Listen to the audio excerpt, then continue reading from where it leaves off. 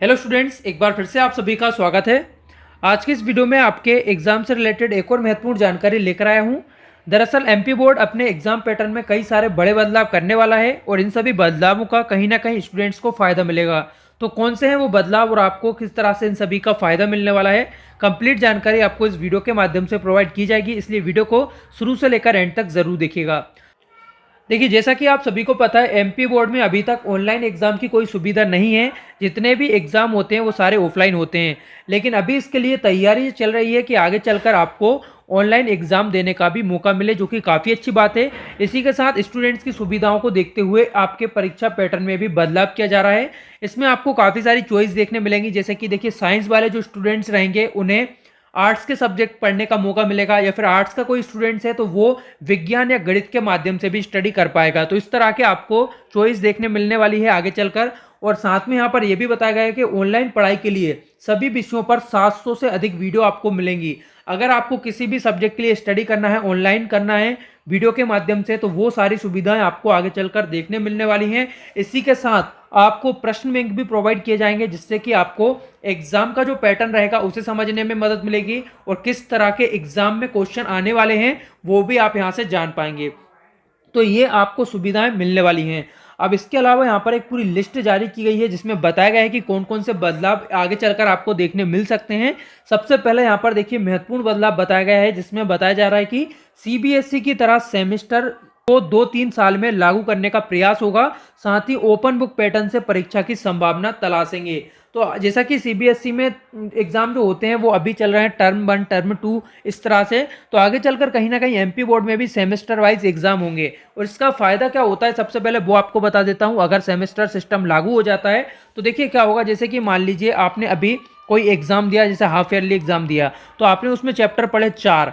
लेकिन जब आपकी वार्षिक परीक्षा होगी तो आपके पास चैप्टर्स की संख्या बढ़ जाएगी, क्योंकि आपको पुराने चैप्टर्स तो पढ़ना ही है, साथ में नए चैप्टर्स भी पढ़ना है।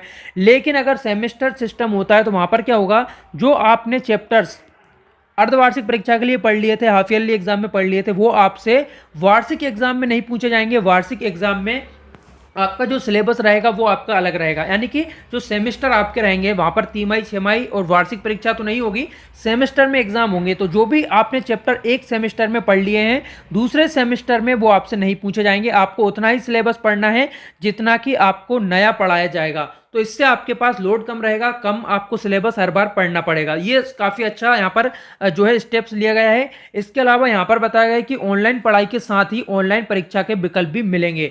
तो जैसा कि मैंने बताया, अभी आपकी ऑनलाइन पढ़ाई तो हो जाती है, आपको ऑनलाइन पढ़ा दिया जाता है, मोबाइल के माध्यम से काफ़ी सारी क्लासेस आपकी लग जाती हैं। लेकिन समस्या क्या आती है, जब एग्जाम देने की बारी आती है तो उसके लिए आपको ऑफलाइन एग्जाम ही देना होते हैं।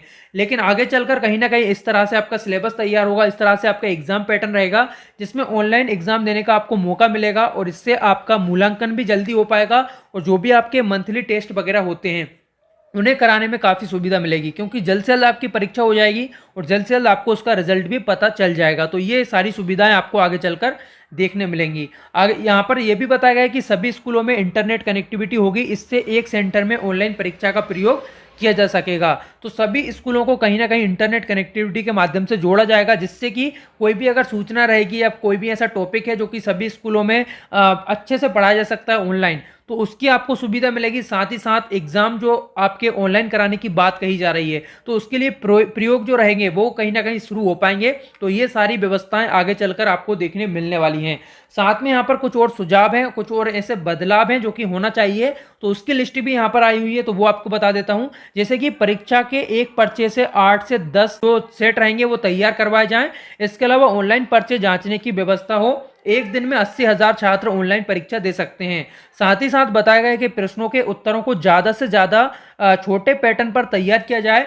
बड़े उत्तर लिखने की जगह बच्चों को पॉइंट में लिखवाए जाएं। आगे यहाँ पर यह भी बताया गया है कि परीक्षा के समय को 3 घंटे कम किया जाए।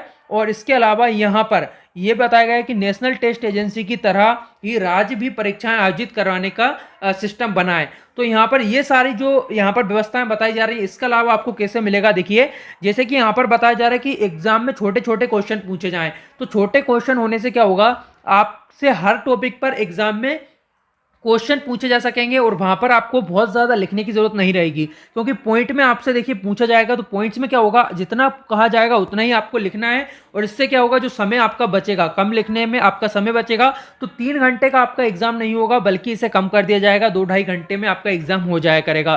तो ये काफ़ी सारे बदलाव हैं जो कि आगे चलकर आपको देखने मिलेंगे। हालांकि कब तक ये बदलाव होने वाले हैं, इसके लिए अभी कोई खास जानकारी तो नहीं दी गई है, लेकिन ये बताया गया है कि यहाँ पर कि अगले 2-3 जो साल रहेंगे उसमें आपको कहीं ना कहीं ये चीज़ें देखने मिल सकती हैं। तो राष्ट्रीय शिक्षा नीति को ध्यान में रखकर ये सारे बदलाव हो रहे हैं और कहीं ना कहीं इसका जो फायदा है वो स्टूडेंट्स को मिलने वाला है। तो काफ़ी अच्छे बदलाव हैं। जब भी ये होते हैं, इससे रिलेटेड कोई भी महत्वपूर्ण सूचना आएगी वो भी आपको इसी तरह से प्रोवाइड कर दी जाएगी। अगर आपको ये वीडियो हेल्पफुल लगी है तो इसे अपने सभी दोस्तों के साथ शेयर कर दीजिए और साथ ही साथ इस वीडियो को अधिक से अधिक लाइक कीजिएगा।